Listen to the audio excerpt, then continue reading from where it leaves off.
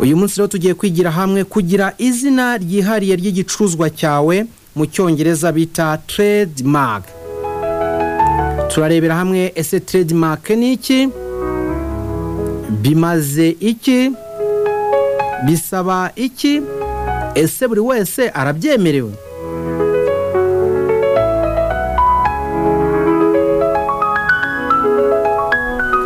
Ubundi trademark tugeranyije mu kinyarwanda ni ikirango kirinzwe byemewe n'amategeko.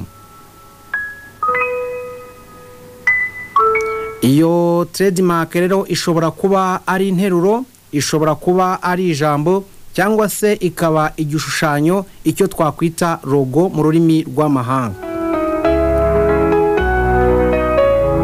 Ikindi kandi bishobora no kuba ari ijambo ndetse n'inyuguti, cyangwa se bishobora kuba ari ijambo, igishushanyo, inyuguti, cyangwa se kikaba ari ikintu kimwe gibumbiye hamwe ibyo ngibyo byose. Ijambo rero cyangwa interuro rishobora kuba rigizwe n'inyuguti cyangwa se rikaba rigizwe n'imibare. Igishushanyo cyo murakizi, gishobora kuba ari igishushanyo cy'ikintu runaka cyangwa se ari logo ishushanyije ukuntu runaka. Iyo ngiyo nayo rero ishobora kuba trademark.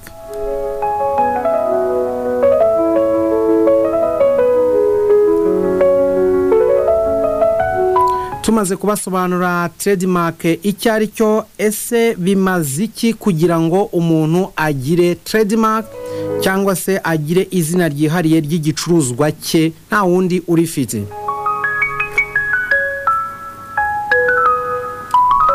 Ibingibi bifasha nyiri igicuruzwa kugira ngo abashe gucuruza nta wundi muntu umwiganye, dore yuko aba ari we ufite iryo zina wenyine, nta wundi muntu wemerewe kurikoresha n'umwe.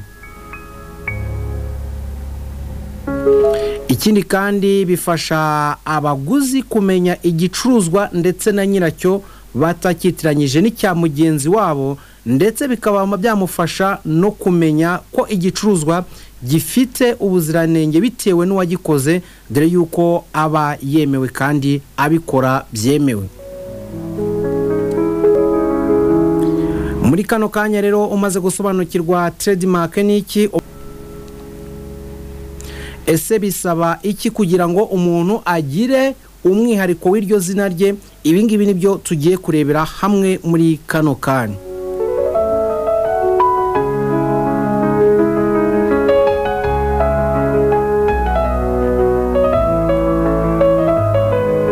Icyambere ni ukugana ikigo cyemewe gitanga urwo ruhushya cyangwa se gitanga iryo zina.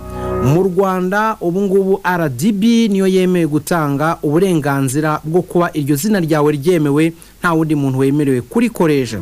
Birashoboka ko ushobora no kuba uri mu kindi gihugu, ubwo cyangwa se iyo uri mu kindi gihugu ugana abandi babishinzwe bemewe gutanga iyo trademark cyangwa se izina ryihariye ryawe ukwiriye kuba wakoresha mu bicuruzwa byawe, nta wundi muntu wemerewe kuba yabikoresha cyangwa se nta wundi muntu wemerewe kuba yakoresha iryo zina.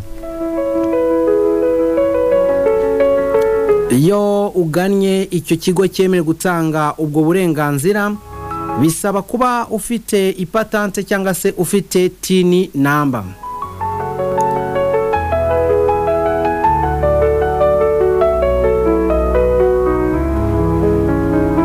Ikindi kandi ugomba kuba nyine uzi iryo zina ugiye gutanga, kandi iryo zina rigomba kuba ryihariye, nta wundi muntu urifite cyangwa se nta wundi muntu urikoresha. Ikindi bisaba nuko iryo zina ugomba kuba ufite ridafite cyangwa se ridateje urujijo mu bandi. Iyo tuvuze bidatejeje urujijo mu bandi, nukuvuga ko nta wundi muntu warikoresheje, ariko nta nubwo riteje urujijo ku baguzi cyangwa se ku bantu bagiye kuguha iryo zina.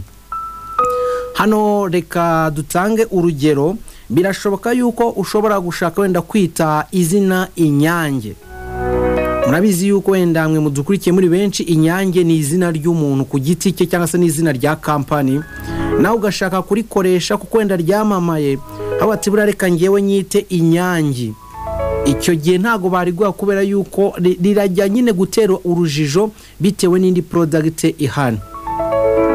birashoboka kuba wibwira yuko Coca-Cola ari izina ryamenyekanye, wowe ukavuga ati buriya niba barayise Coca-Cola reka nanjye nyite Kota-Kota. Icyo gihe hari igihe batari guha bitewe n'uko nyine hari undi muntu ufite izina rijya kwitwa nk'iryo ngiryo. Bisaba rero kugira izina ryihariye. Ikindi nuko izina nta hantu rihurira na kampani. Nubwo twavuze yuko umuntu ashobora kugira izina agomba kuba afite TIN number, iyo TIN number ishobora kuba ari iy'umuntu ku giti cye cyangwa se iya kampani. Icyo gihe rero iryo zina ryihariye ry'ibicuruzwa byawe cyangwa se iryo zina ryihariye ry'ibicuruzwa byawe nta hantu ntago ari itegeko riko rigomba kuba rihuye n'izina ryawe bwite cyangwa se izina rya kampani. Reka dutange urugero wenda kugira ngo abantu babyumve neza. Ushaka ufite kampani yitwa Home Golden White. Iyo kampani ikaba ifite izina bita Yera. Iryo zina bita Yera cyangwa se iryo zina ryitwa Yera ushobora kuba warikoresha mu buryo bugiye butandukanye.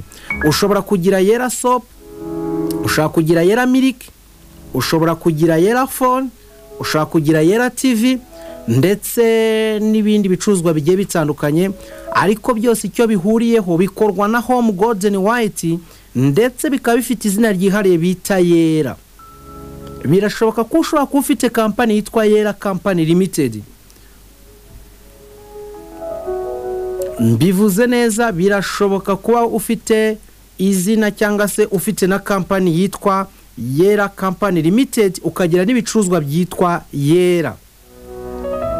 Ibyo birashoboka nk'uko ushobora kuba ufite kampani ariko ukagira n'irindi zina ryihariye ry'ibicuruzwa by'iyo kampani.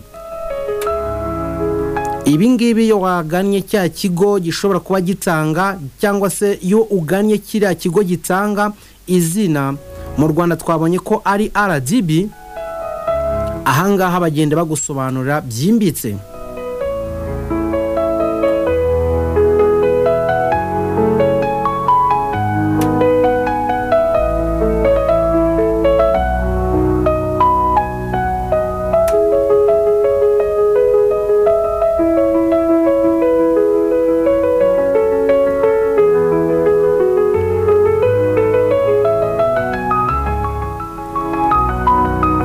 Ni byiza rero cyane kugira izina ryihariye ry'ibicuruzwa byawe, kuko icyo twabonye nuko nta wundi muntu uba wemerewe kuba yarikoresha.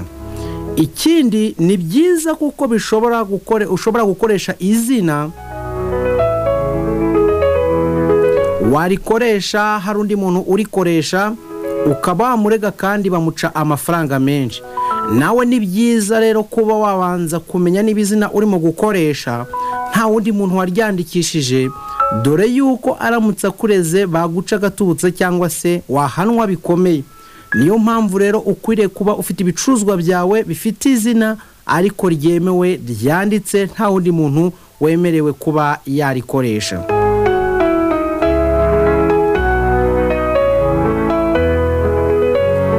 Ikindi kandi buriya ushobora gukoresha izina nta wundi muntu urifite, iryo zina ryawe ryamara kumenyekana hakagira undi muntu uzabimenya ko iryo zina utaryandikishije cyangwa se undi muntu akazaryandikisha bakarimuha, yarangiza yabona ibicuruzwa byawe ku isoko akazakurega. Ntago wazavuga yuko wowe ku giti cya wenda ari wowe wabikoze mbere, nta kimenyetso ufite, ntago uba wararyandikishije.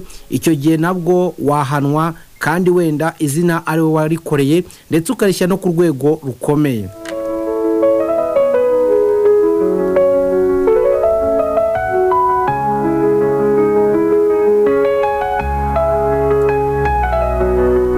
Ese buri wese arabyemerewe kugira ngo agire izina ryihariye ry'ibicuruzwa bye? Ahangaha nakubwira ko buri wese arabyemerewe, ariko bisaba amategeko n'amabwiriza nk'uko twagiye tubireba haruguru. Bisaba kuba afite TIN number, bisaba kuba afite iryo zina ryihariye, ndetse bisaba no kuba ari umunyine afite iyo TIN number.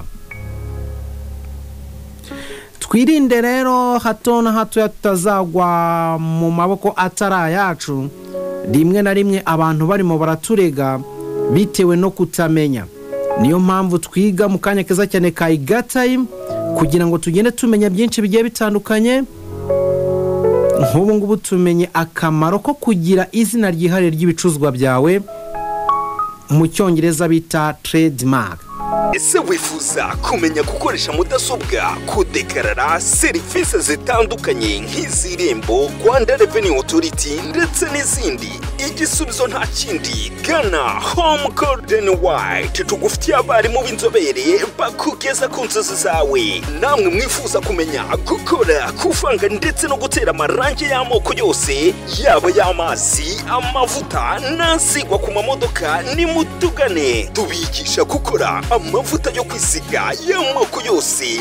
Namwe mwifuza kumenya gukora amasabune y'amoko yose, yaba asukika, liquid soap, ayifu, powder soap, nakomeye, solid soap ndetse na shampoo, nimutugane amarembo arakinguye. Akarusho kandi abiga gukora amasabune mwigira ku ruganda mukarushaho gukarishya ubumenyi. Namwe rero mwifuza gutangira business zanyu, tubigisha tukanabahugura uburyo watangira business iciriritse kandi ku gishoro gito cyane, nawe ugatangira gukirigita ifaranga. Kubifuza kutugana mwadusanga aho dukorera mu karere ka Kamonyi ahazwi nko ku Masuka. Mwanaduhamagara kuri 078 191 854 0 cyangwa 079 82 20 8.